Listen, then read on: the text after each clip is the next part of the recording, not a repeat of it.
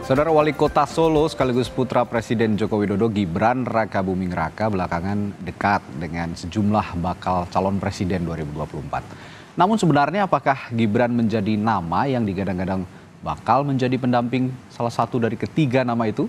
Apa yang menarik dari nama Gibran? Lalu jika benar, bagaimana dengan aturan Mahkamah Konstitusi soal batas minimum usia calon presiden dan calon wakil presiden yang dikatakan di konstitusi harus 40 tahun. Nah, kita akan membahasnya dengan sejumlah narasumber yang hadir melalui daring.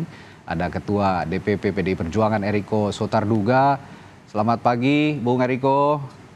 Assalamualaikum, selamat pagi Mas Radi, apa kabar? Baik, Pak baik. Karim. Dan ada juga Habibur Rahman. Ya, ada juga Wakil Ketua Umum Partai Gerindra Habibur Rahman. Pagi, Bung Habib. Yo, selamat pagi semua guys. Sapaan guys ini milenial banget nih, udah kelihatan ya. Dan satu lagi ada pakar komunikasi politik dan guru besar komunikasi politik dari Universitas Pendidikan Indonesia UPI, Profesor Karim Suryadi. Selamat pagi, Prof. Assalamualaikum. Selamat pagi, Assalamualaikum Radi, Bang Eriko, Bang Habib. Ya, Prof. langsung kita ngobrol-ngobrol. Saya akan ke Bung Eriko dulu sebagai empunya PDI Perjuangan nih. Nah, ini kenapa tiba-tiba muncul pernyataan dari Mbak Puan Maharani pada saat itu Gibran bisa dipertimbangkan jadi bakal calon wakil presidennya dari Mas Ganjar Pranowo. Apa pertimbangan partai pada saat Mbak Puan mengeluarkan pernyataan itu? Nah, begini Mas Radi, kita ini kan berkumpul di sini, apalagi ada pakar komunikasi, ada saudara saya Bro Habibur Rahman, begitu juga Mas Radi dan seluruh yang menyaksikan ini. Ini sebenarnya menarik. Kenapa? Ini kan sebenarnya sebelum ada dari MK untuk memutuskan bahwa usia calon presiden, wakil presiden itu boleh di bawah 40. Nah, selama ini kami tentunya bersikap bahwa kita mengikuti aturan yang ada. Saya rasa semua kita mensepakati hal itu. Nah, tetapi kan berkembang saat ini bahwa ada kemungkinan, nah ini kan baru kemungkinan bahwa bisa saja ini dipenuhi pengajuan dari judicial review ini untuk di usia di bawah 40 tahun. Dan ini sangat menarik. Nah, sebenarnya Mas Radi, apa yang salah dengan yang disampaikan Mbak Puan? Justru ini mensikapi. Kalau mau dilihat secara jujur sebenarnya Mas Radi, yang paling mungkin bersama Mas Gibran itu siapa? PDI Perjuangan loh Mas Radi. Karena Gibran seorang kader PDIP, begitu maksudnya. Satu. Kedua, beliau sudah jadi wali kota juga dari PDI Perjuangan. Nah, yang ketiga yang saya mau sampaikan, nah yang memungkinkan untuk mencalonkan langsung kan memang PDI Perjuangan. Betul tidak Mas Radi atau kita semua? Nah, katakanlah kalau saya mau menyampaikan di sini, nanti kan bisa saudara saya Bro Habibur Rahman akan menyampaikan juga. Nah, kalau di PDI Perjuangan kan suaranya sudah cukup. Kalau kita mau mendaftarkan nanti misalnya lah, ini berandai-andai, atau kalau dalam bahasa terangnya menduga-duga kan begitu kan, keluar dari MK keputusan bahwa calon presiden wakil presiden boleh di bawah 40 tahun. Nah, yang paling memungkinkan siapa Mas Radi? Tentu PDI Perjuangan. Karena ketiga hal itu sudah bisa langsung katakan mendaftarkan. Nah, kalau bagi saudara-saudara kami yang lain dari poros-poros yang lain, tentu kan harus katakan persentasenya dihitung. Apakah sudah pasti mau? Misalnya contohnya dari Gerindra. Apakah yang kalau nanti PKB tidak dicalonkan masih mau bersama-sama? Apakah misalnya katakan Golkar sudah memutuskan bahwa Pak Erlangga harus jadi calon presiden atau wakil presiden? Nah, begitu juga dengan PAN dengan Mas Erick Thohirnya. Nah, jadi apa yang disampaikan Mbak Puan ini sebenarnya menjawab bahwa PDI Perjuangan punya kemungkinan untuk hal itu. Tetapi sekali lagi Mas Radi, ini kan mensikapi dari pertanyaan tadi, seandainya kalau dari MK untuk memutuskan di bawah 40 tahun. Artinya kami saat ini tentunya tidak bisa mensikapi secara formal karena memang belum ada keputusan seperti itu. Tapi sekali lagi semua ini harus dibicarakan tentu dengan partai-partai yang mendukung. Dalam hal ini ada P3, ada Perindo, ada juga Hanura. Itulah boleh dikatakan pengalaman di 2019 seperti itu yang dilakukan oleh ketua umum kami. Tapi Bung Eriko, ini kok kayak kalau orang Sunda, Prof Karim juga pasti sering dengar istilah ini ojol-ojol, ujuk-ujuk gitu ya. Sebelumnya 5 nama yang digodokkan dalam bursa calon wakil presiden Ganjar Pranowo ini, tapi tiba-tiba nama Gibran ini muncul. 5 nama ini yang dilihat kita ketahui bersama ya sudah malang melintang di politik dan juga di pemerintahan begitu, ada nama Erick Thohir dan sebagainya. Sedangkan Gibran berkali-kali juga menanggapi saya ini masih prematur begitu. Saya ini masih belum menjadi politisi, belum matang, menjadi kepala daerah juga baru begitu. Nah ini apakah hanya memang dugaan publik bahwa PDI Perjuangan ini ingin menggait simpati atau dukungan dari Joko Widodo sebagai presiden? Karena Pak Jokowi kan sudah tidak bisa nyapres lagi, sudah 2 periode. Tapi pertimbangan dukungan kepada Jokowi ini akan dilimpahkan ke PDI Perjuangan dengan mengusung DNA-nya Pak Jokowi ya Mas Gibran ini. Gitu Bung Eriko, gimana pertimbangan? Begini Mas Radi, ini kan tadi mensikapi apa yang disampaikan oleh pertanyaan oleh Mas Radi, begitu juga Mbak Puan yang disampaikan pada saat doorstop. Nah ini hal yang menarik sebenarnya Mas Radi. Kalau kami mau mengatakan bahwa kami patut bersyukur, tiga-tiga ini kan sebenarnya adalah kader PDI Perjuangan. Ya. Coba kalau kita lihat dari mulai Bapak Presiden Joko Widodo, Mas Ganjar, kemudian Mas Gibran, kan begitu kan?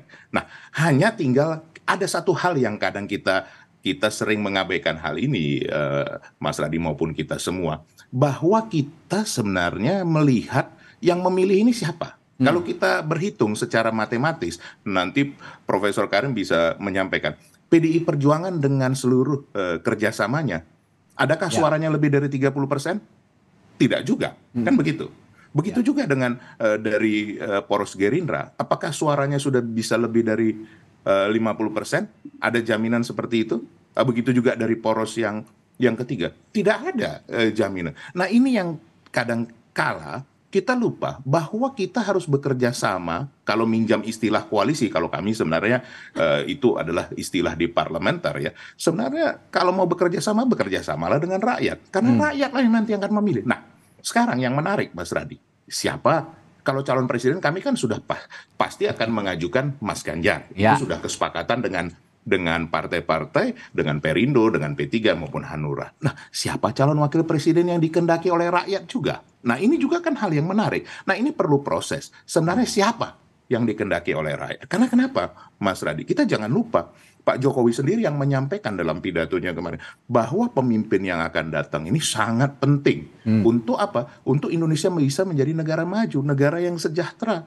Ini 2 periode ke depan ini, 13 tahun bahkan beliau menyampaikan itu adalah hal yang paling sangat penting dalam periodisasi pembangunan Indonesia ke depan. Nah jadi kalau melihat ini, kenapa sebenarnya disampaikan Mbak Puan dan kami semua, dan Ibu Mega, coba perhatikan, Ibu Ketua Umum memberikan sepenuhnya, katakan kebebasan dalam hal ini untuk mengajukan siapa saja. Karena kenapa? Yang memilih itu nanti kan Mas Radi adalah rakyat itu sendiri, seperti itu Mas Radi. Apakah betul akseptabilitasnya juga? Saya yakin PDIP juga punya data akseptabilitas soal Gibran Raka Buming. Nanti saya akan tanyakan hal itu, tapi apalagi dari hasil Bang Kompas terakhir ini kan Mas Radi kan? Saya akan tanyakan hal itu ke Anda nanti Bung Eriko. Tapi saya harus ke Bung Habib dulu. Benar nggak sih Bung Habib bahwa Pak Prabowo Subianto ini juga punya minat yang cukup tinggi terhadap Gibran saat ini untuk dijadikan bakal calon wakil presiden beliau? Ya, kami perlu sampaikan dulu bahwa terkait permohonan uji material di Mahkamah Konstitusi soal batas usia tersebut, kami mengajukan diri sebagai pihak terkait. Oke. Terkait itu kalau menurut jangan dipotong. Menurut peraturan Mahkamah Konstitusi adalah pihak yang karena kepeduliannya menyatakan sikap. Nah, kami peduli dengan anak-anak muda ya, agar soal pencalonan ini tidak hanya merujuk pada usia seseorang. Banyak anak muda ya masih usia belum 40 tahun ternyata sudah matang. Begitu juga banyak orang yang sudah lewat 70 tahun tetapi masih energik. Jadi soal usia itu kan urusannya orang per orang, nggak bisa digeneralisir. Nah, lalu bagaimana sosok Mas Gibran di mata kami, di mata Pak Prabowo? Ya, kami sangat menghormati beliau ya. Sangat melihat Pak Gibran adalah sosok perwakilan anak muda yang berprestasi. Beliau memang anak presiden, tetapi ketika melakukan ketika kampanye kemarin, beliau bikin tim sendiri yang melibatkan anak-anak muda juga, gitu kan? Ya. Nah, sehingga beliau terpilih, dan ketika terpilih, beliau juga kerjanya maksimal, ya. Kita lihat ada pembangunan yang signifikan di kota Solo. Lalu beliau juga sosok yang sangat humble, tidak mentang-mentang anak presiden sombong dan lain sebagainya, ya. Dan terakhir yang terpenting, Gibran ini orangnya sangat komunikatif di media sosial, ya. Beliau sangat-sangat komunikatif, sehingga dia menjelma menjadi sosok anak muda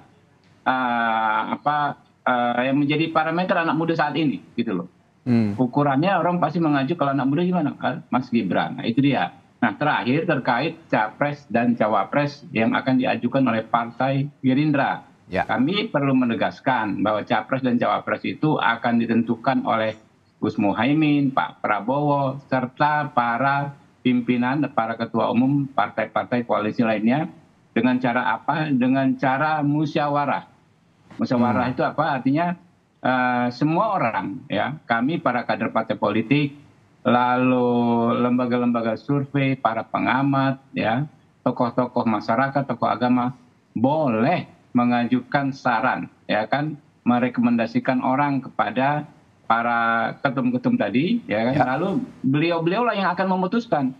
Jadi kalau Anda tanya apakah ada short list, long list, ya kan, tidak ada. Ya, yang ada adalah semua masukan diterima, lalu akan dicermati dan diputuskan dengan cara apa. Nah, ini dia, caranya adalah musyawarah. Jadi tidak ada satu anggota koalisi pun yang akan ditinggal. Semua akan didengar pendapatnya, sehingga ketika ada satu nama cawapres dari Partai Gerindra, dari koalisi yang saat ini ada, itu pastilah nama yang disepakati oleh semua partai politik anggota koalisi. Kurang lebih seperti itu. Ya, berarti tetap ada masuk radar begitu nama Gibran, cuman ya semua itu tergantung nanti musyawarah antara Gerindra, lalu PKB, Golkar dan juga PAN yang saat ini sudah berkoalisi. Nah, bagaimana dengan, saya ingat pernyataan dari Sekjen Partai Anda, Bung Habib, yang jadi prioritas itu adalah Caimin untuk mendampingi Pak Prabowo. Nah, ini ada sedikit kontradiktif antara pernyataan Anda tadi juga, bahwa prioritas itu berarti ya presentasinya lebih tinggi lah dibandingkan Gibran begitu untuk menjadi pendamping Prabowo. Anda salah memahami pernyataan saya, sangat-sangat tidak kontradiktif. Tidak kontradiktif. Relevan. Ya, sangat relevan, sangat paralel. Ya, bahwa semua nama-nama tersebut tidak akan diputus tanpa persetujuan Gus Muhaimin dan PKB. Sebagaimana saya sampaikan tadi, itu semua akan diputus secara musyawarah dan nggak akan keluar nama tanpa persetujuan salah satu apalagi, ya, PKB dan Gus Muhaimin. Tidak akan mungkin keluar nama tanpa persetujuan beliau-beliau itu. Baik, saya ke Prof Karim. Prof, dari perbincangan saya dengan Bung Eriko, Bung Habib, Anda saya yakin udah menangkap komunikasi politik yang beliau-beliau sampaikan tadi. Apa yang Anda tangkap dari pernyataan kedua narasumber yang lain kita ini, Prof Karim?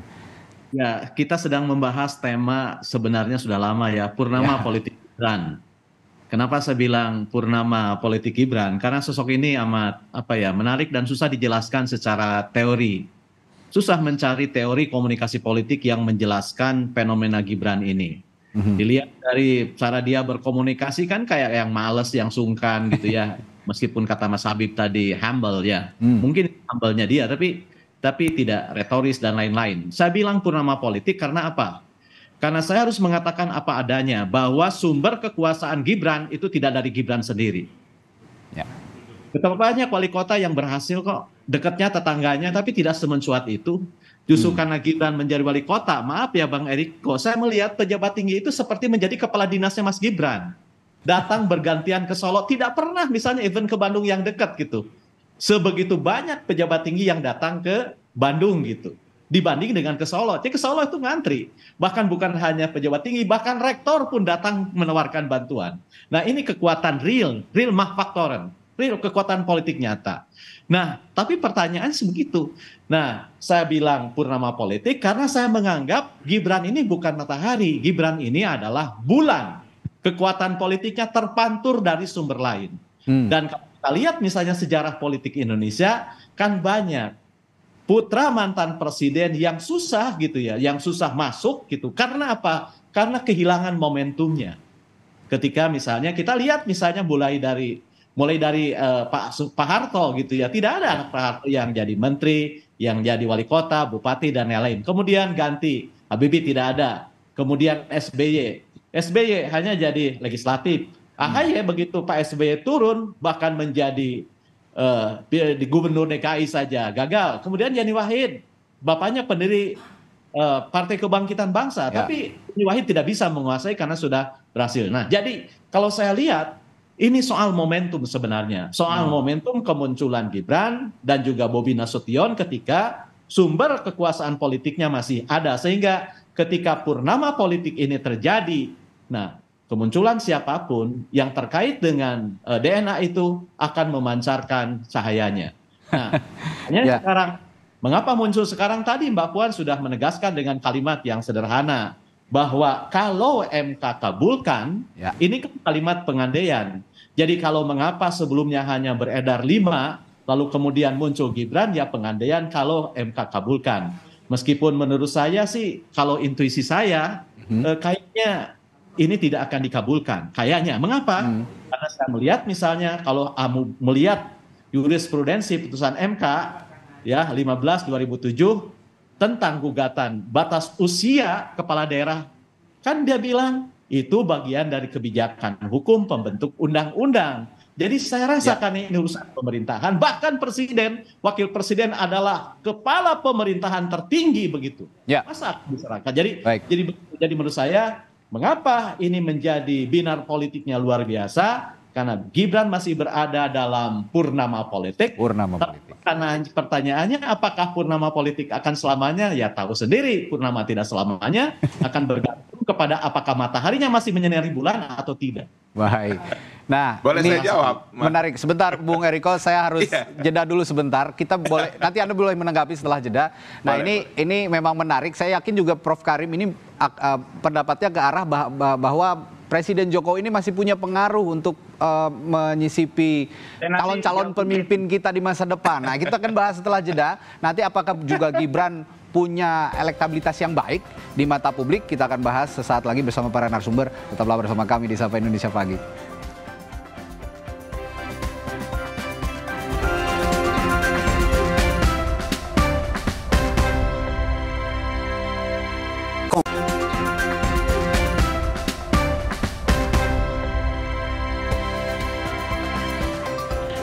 Ya, kembali di Sapa Indonesia Pagi masih dengan 3 narasumber kita. Ada Bung Eriko Sotarduga dari PDI Perjuangan, Bung Habibur Rahman dari Partai Gerindra, dan ada pakar komunikasi politik dari Universitas Pendidikan Indonesia, Profesor Karim Suryadi.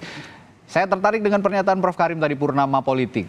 Yang juga sudah gatal untuk mengomentari tadi ada Bung Eriko Sotarduga. Silakan Bung Eriko, soal purnama politik ini apa yang Anda tangkap dari pernyataan Prof Karim? Ya, saya harus jujur Mas Radi, Profesor Karim ini pengamat, pembicara, dan juga ahli yang salah satu yang saya kagumi. Beliau ini berani melawan arus. Artinya begini, beliau ini sebenarnya menerapkan prinsip ikan salmon, Mas Radi. Berani melawan arus untuk apa? Untuk menelurkan hasil telur yang terbaik. Betul tidak? Untuk terjadi proses regenerasi. Jadi terima kasih Prof Karim. Saya sebenarnya jujur saja, dan ya saya yakin Mbak Puan juga seperti itu. Artinya begini, situasi sekarang kan hot issue itu terjadi oleh media sendiri, dan sebenarnya Prof Karim, Bro Habibur Rahman, ini Radi juga yang memulai hal ini kan begitu kan, dengan andai-andai ini yang uang belum diputuskan sudah diandaikan kan begitu. Loh, semua kemungkinan kan bisa terjadi. Nah makanya kenapa jadi headline Kompas TV juga jadi ini, ya wajar saja ini hot issue. Nah, bagi kami tentunya kan kami harus mensikapi hal ini walaupun itu masih berupa berandai-andai. Dan saya sudah sampaikan dari awal tadi, sebenarnya kita kan berjalan mengikuti aturan hukum yang ada, Profesor Karim. Betul tidak? Kan sampai saat ini masih seperti itu. Makanya kenapa Mbak Puan juga menyampaikan ada 5 calon yang kuat. Tapi dengan katakan mengikuti situasi yang berandai-andai ini, ya kita bisa menambahkan apa yang salah dalam hal ini. Dan saya mau mengingatkan di sini, Prof Karim, tidak bisa kita memilih siapa orang tua kita. Tetapi ya memang kita harus berbicara jujur juga. Tidak semua bisa seperti itu. Saya sedikit mau meralat tadi yang disampaikan Prof. Pak Harto punya anak yang almarhum Pak Harto yang menjadi menteri, Pak Profesor Karim. Itu Mbak Tutut. Jadi ada juga yang dari beliau seperti itu. Jadi maksud saya di sini bahwa setiap era ada zamannya, setiap masa ada waktunya. Jadi bisa saja situasi-situasi momentum ini membuat ini menjadi satu kesempatan. Apa yang salah dalam hal itu? Tetapi saya mau mengingatkan kepada kita semua, termasuk kepada Prof, kepada Bro Habibur Rahman sebagai kita berkompetisi, begitu juga Mas Radi dan seluruh media. Ingatlah, nanti yang memilih ini juga rakyat. Ya. Kita tidak bisa menjamin bahwa kalau ini lebih populer, ini lebih baik. Sama tadi meminjam yang disampaikan tadi dalam pembicaraan kita sebelumnya. Kenapa tidak katakan poros Gerindra memilih saja langsung dengan Mas Erick Thohir atau dengan Caimin? Tentu ini kan ada pertimbangan-pertimbangan semua. Jadi di PDI Perjuangan juga seperti itu bersama dengan mitranya, Prof. Jadi kita sekarang mensikapi situasi yang ada di dalam ini dan sekaligus menjadikan ini Mas Radi? Ini menarik supaya masyarakat betul-betul memahami siapa nanti akan menjadi calon pemimpinnya, baik itu calon presiden maupun wakil presiden. Ini hal yang positif yang tadi disampaikan oleh Profesor Karim, walaupun melawan arus Profesor Karim ini kan begitu. Bung, ini juga jadi pertanyaan banyak publik, termasuk saya begitu. Untuk membuktikan bahwa PDI Perjuangan ini memunculkan nama Gibran ini bukan hanya sekedar gimmick gitu. Pasti Anda juga sebagai kader dan juga seluruh pengurus di PDI Perjuangan punya data soal elektabilitas dan akseptabilitasnya Gibran Rakabuming. Tapi jika dilihat dari beberapa hasil lembaga survei, nama Gibran ini jauh dari radar cawapres. Jadi apa yang bisa Anda buktikan bahwa ini bukan sekedar gimmick, bahwa ini memang serius begitu memunculkan nama Gibran Rakabuming? Begini, ini kan mensikapi situasi bila mana tadi kita sepakati dari awal bahwa kalau dari MK memutuskan bahwa usia di bawah 40, sehingga kami bisa memunculkan juga calon yang memenuhi syarat untuk itu. Kan range ini begini, Mas Radi maupun kita semua. Kan ada pemilih milenial yang katakan generasi Y dan generasi Z. Ada generasi X, ada juga generasi baby boomers. Semua ini kan punya pangsa di dalam pemilihan ini. Dan kalau kita mau berbicara jujur, 40% dari pemilih nanti di tahun 2024 adalah Gen Y dan Gen Z ini. Nah, mereka kan juga mengapresiasi apa yang menjadi wakil daripada mereka. Nah, ini nanti kalau ini perkembangan, ini sekali lagi berandai-andai ya Mas Radi.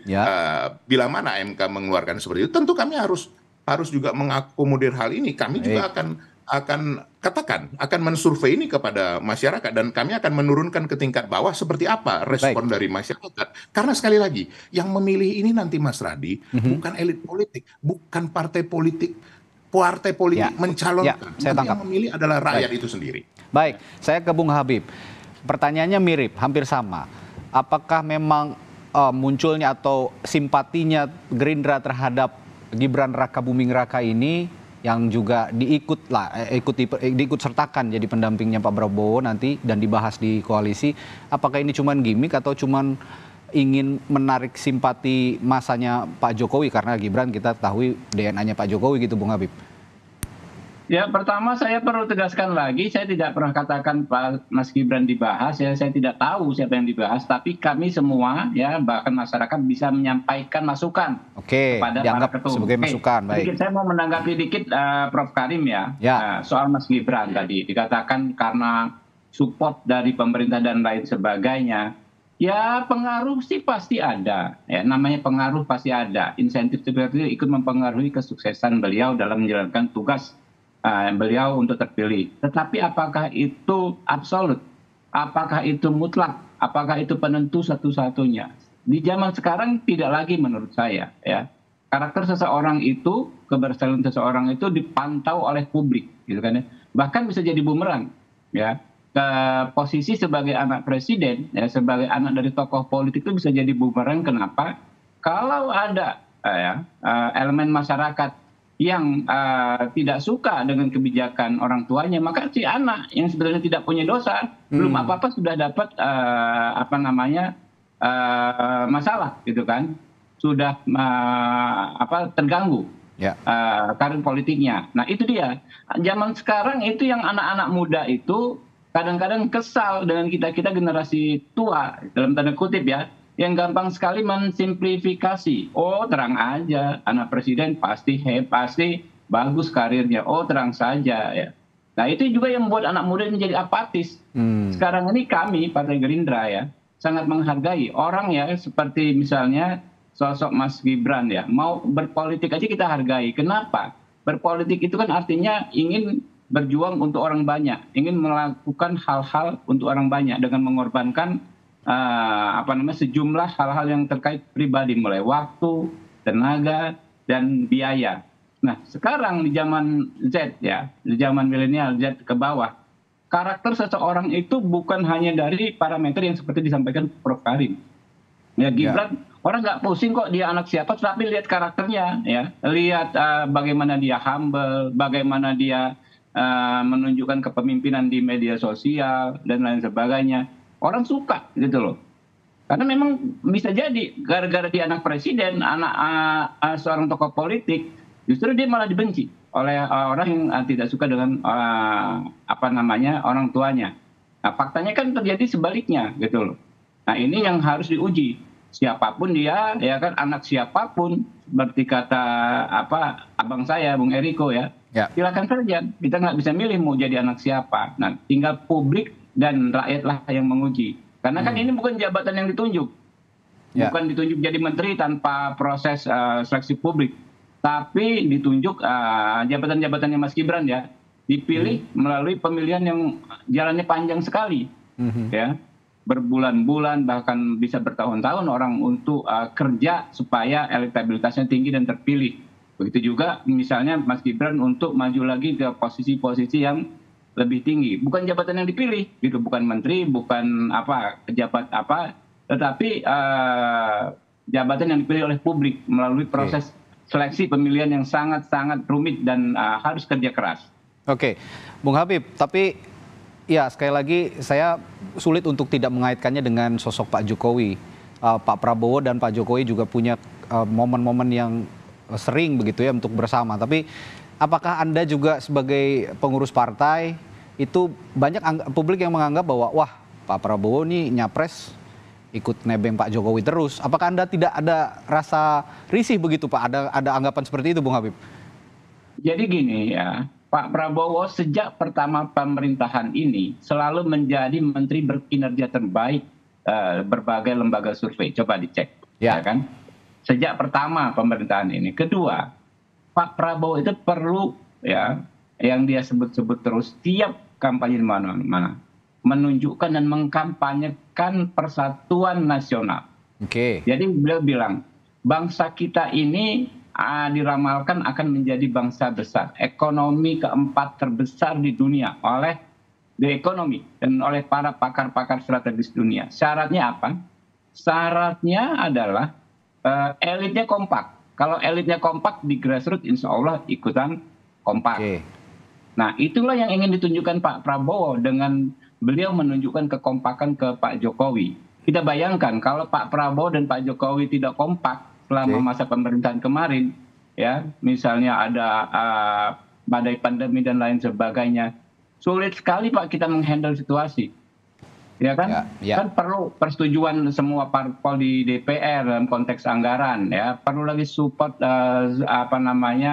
legislatif di seluruh daerah. Nah, itu akan sangat sulit. Faktanya elit kita kompak dan Pak Prabowo bersama Pak Jokowi adalah ikon persatuan. Kalau kita mau jujur. Karena dua orang yang berkontestasi sangat sengit di dua pemilu, ya. Bahkan angkanya pun tipis-tipis sekali kan 52, 48 dan lain sebagainya. Surveinya juga selama 10 tahun dekat bisa bersatu.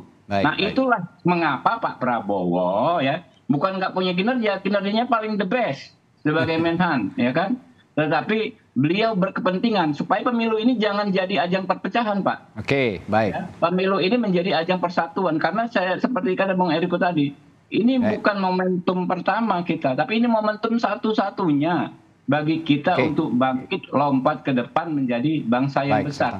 Kalau sampai lewat momentum ini entah kapan kita bisa dapat momentum sebaik ini lagi gitu. Baik, konteksnya kebersamaan Pak Jokowi dan Prabowo, Pak Prabowo, Anda tadi menegaskan bahwa ini dalam konteks demokrasi, pesta demokrasi yang sehat, begitu menyongsong pesta demokrasi yang sehat, tetap bersama menyongsong pesta demokrasi dan jangan ada perpecahan lah begitu ya yang terjadi karena pesta demokrasi. Konteksnya demikian.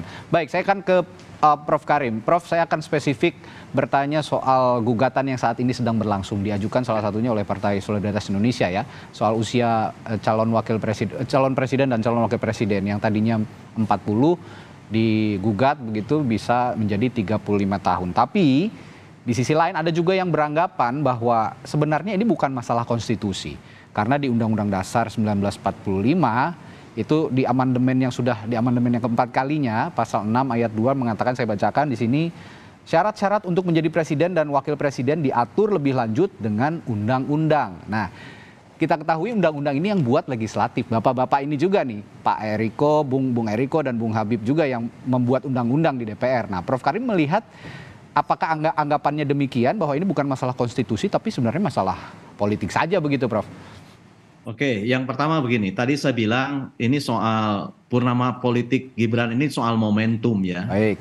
Dalam ilmu politik, momentum itu kemunculan seseorang yang pas gitu, yang dinanti, yang ditunggu. Tadi Bang Eriko mengoreksi saya tentang kemunculan Mbak Tutut, tapi Mbak Tutut itu menjadi menteri tahun 97, 32 tahun setelah Pak Harto menjadi presiden. Saat di mana eksistensinya mulai diragukan, dipertanyakan, diperdebatkan. Hal ini berbeda momentumnya dengan Jokowi dengan tingkat approval yang sangat tinggi begitu. Itu Bang Eriko ya. Jadi bukan berarti tidak saya sebut karena momentumnya beda. Yang kedua, kalau diskusi karakter ini bisa panjang, bisa pendek. Ya, pendek kapan? Ya jawabannya kalau sudah kita tidak bisa memilih menjadi anak siapa. Artinya apa? Artinya ini kan gifted. Kalau sudah gifted ya sudah kita berserah pada takdir. Dan sering saya katakan bahwa soal silsilah dan golongan darah itu ibarat air dalam masakan, ibarat air dalam menu. Itu adalah hak dasar yang dimiliki oleh siapapun. Tetapi ketika kita menilai menu makanan, kita tidak pernah menilainya dari air yang digunakan untuk memasak. Tapi seringkali kita nilai dari menu yang dibubuhkan kepada air itu. Makanan atau bahan-bahan makanan, apakah daging, apakah ayam yang diimbuhkan ke dalam air itu. Jadi saya tidak menyoal soal DNA, soal anak siapa, tapi yang saya dambakan itu soal bumbu-bumbu, zat-zat yang dimasukkan dalam air itu, sehingga air itu menjadi sop, menjadi sayuran, dan lain-lain. Kemudian yang ketiga, saya bukan ahli hukum tata negara, Radi. Baik. Jadi meskipun saya tahu saya tidak punya kewenangan akademik untuk menjawab itu. Baik. Pengetahuan dasar saya, gitu ya, pengetahuan dasar saya yang bukan ahli hukum tata negara itu, dengan melihat putusan MK 15 2007, kok saya rasa jurisprudensi akan berlaku bahwa batas minimum usia pemerintahan itu adalah bagian dari kebijakan hukum pembentuk undang-undang. Begitu bunyi amarnya. Tapi apakah ini akan berlaku atau tidak ya kita lihat aja. Kan hukum bisa mengacu pada jurisprudensi, bisa tidak, tergantung gitu ya. Namun yang lebih penting dari itu menurut saya begini. Karena ini kita menyangkut capres-cawapres gitu ya. Saya hanya ingin mengutarakan satu maksim saja.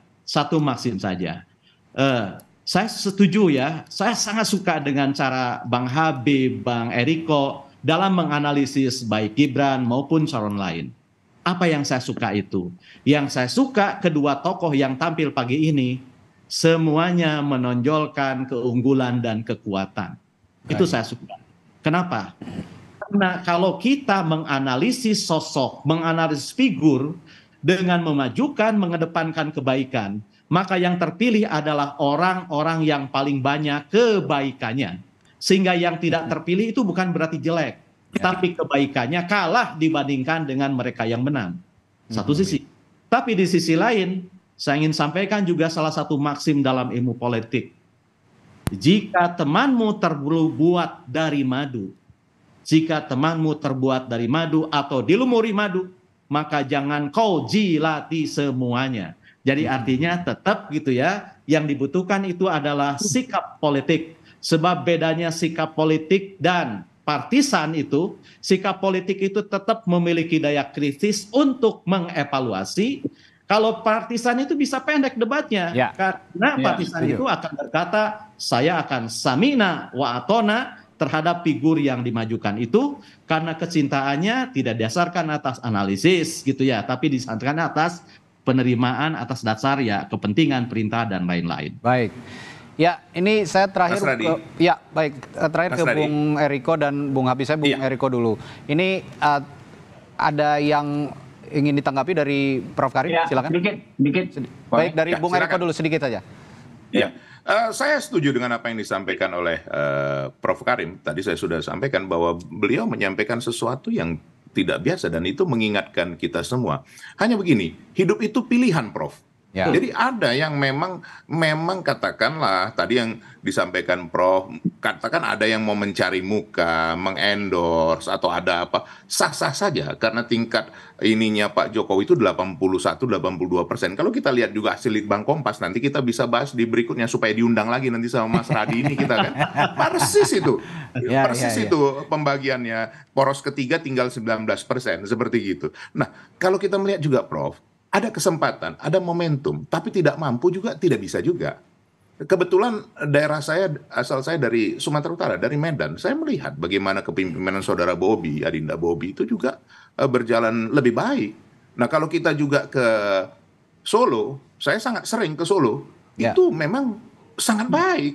Terus apa yang keliru dalam hal ini? Yang paling utama adalah apapun proses itu tadi yang disampaikan Prof itu, hasilnya dinikmati oleh rakyat. Rakyatlah yang menjadi panglima, rakyatlah yang merasakannya. Itu yang jauh lebih penting. Walaupun katakan pejabatnya ada yang cari muka, ada yang apa, ya hasilnya yang kita mau lihat. Dan bagaimana proses itu berjalan dengan baik. Dan yang paling penting tidak nanti dikorupsi ininya. Itu paling utama, Prof. Kalau Ya. dikorupsi udah pasti hasilnya tidak baik. Saya sependapat sama Prof. Terima kasih, Prof. Baik, silakan Bung Habib. Ya, saya terima kasih sekali, ini banyak dapat masukan berharga dari Prof. Karim dan rekan-rekan ya, Bung Eriko. Cuma memang kalau soal keputusan MK itu, Prof, kadang-kadang saya ini apa kan sebelum di DPR saya ini pengacara banyak sekali berpraktek di MK, Prof. Ya. Jadi kita ini kayak kiper, MK itu kayak penendang penalti. Kita lompat kanan, bola lari ke kiri. Kita lompat kiri, bola ke kanan, gitu kan. Artinya apa namanya hakim itu kalau mau membuat putusan ya bisa-bisa aja. Ya, bahkan ada sekarang di sertifikasi namanya living constitution. Nah, Ya, kan kalau ya. tadinya ada living law, ya kan. Hukum bisa berubah tergantung situasi dan kondisi yang terkini. Sekarang pun ada namanya kalau di MK itu living constitution. Jadi ada perkara yang nyaris sama. Kita udah kadang-kadang ada gugatan, kita menyusun gugatan, kita menduplikasi perkara yang berhasil sebelumnya, Prof. Oke. Persis. Ya, tetapi hasilnya bisa beda. Itu dia, kita kiper kita lompat ke kanan, bola ditendang ke kiri, gitu kan. Kadang-kadang bisa seperti itu. Oke. Jadi Baik. kita serahkan sajalah kepada yang berwenang. Baik.